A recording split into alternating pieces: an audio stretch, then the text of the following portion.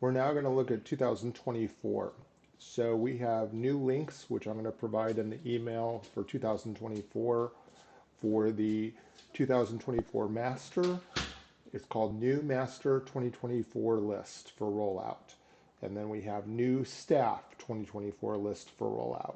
The staff is going to have the same protocol as 2023. The only thing we're ever going to enter is in column J for sales actuals.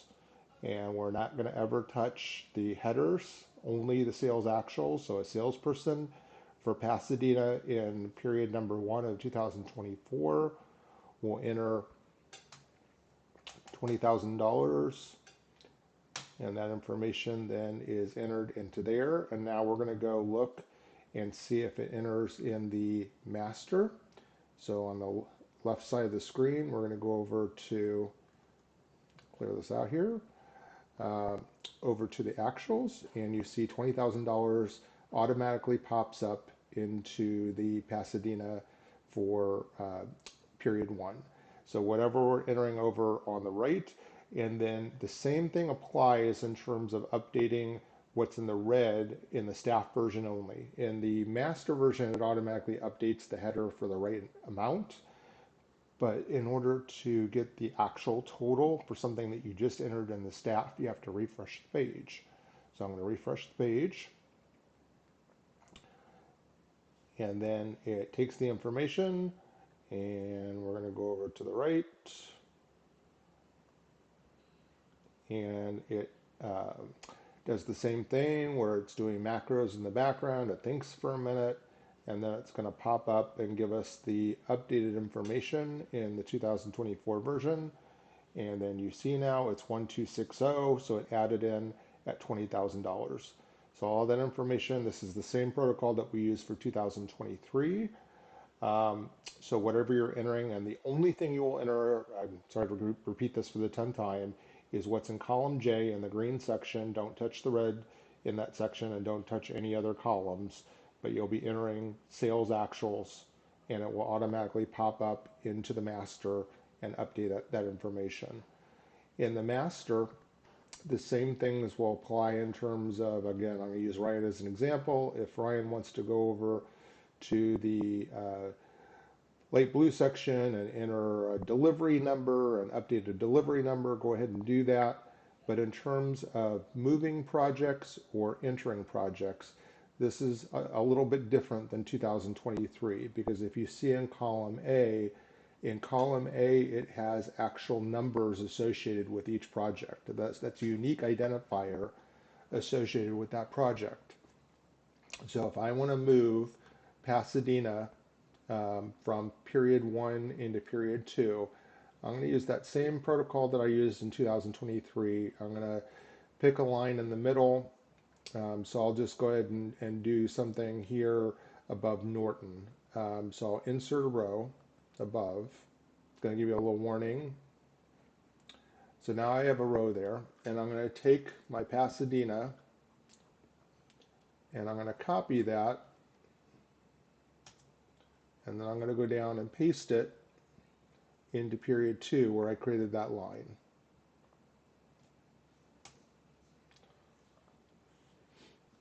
And then if you want to keep it in order, go ahead and renumber it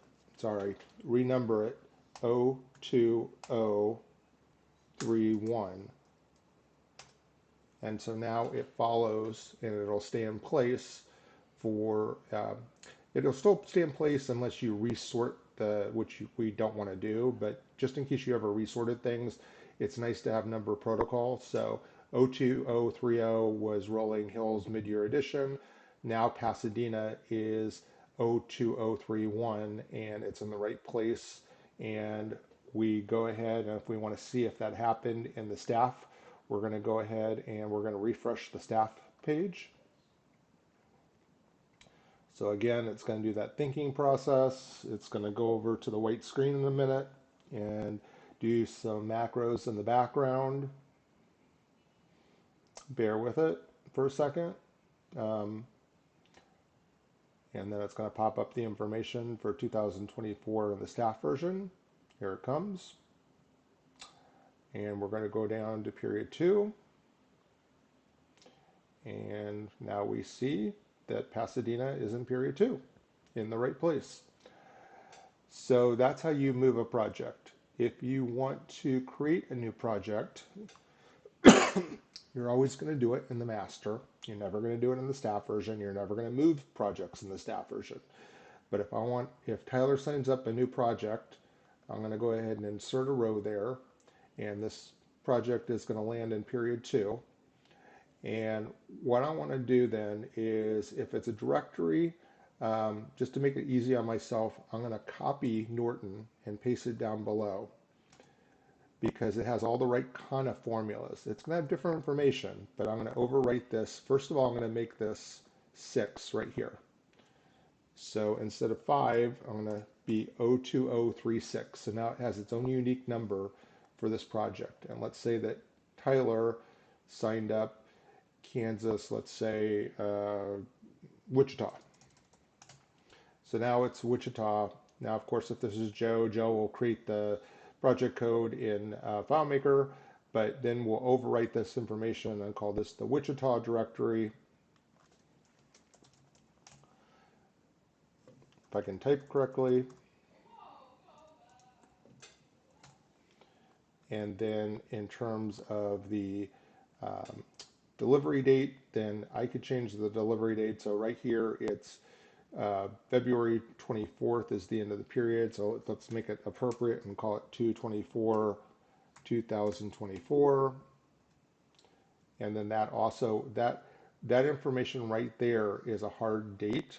So if you look here, all of these are hard dates, but these are formulas over to the right. So it's going to influence what the kickoff is and what the pub date is and all of that over to the right. So this is really the only place you need to enter is what is the delivery date, and then all of the other dates will follow.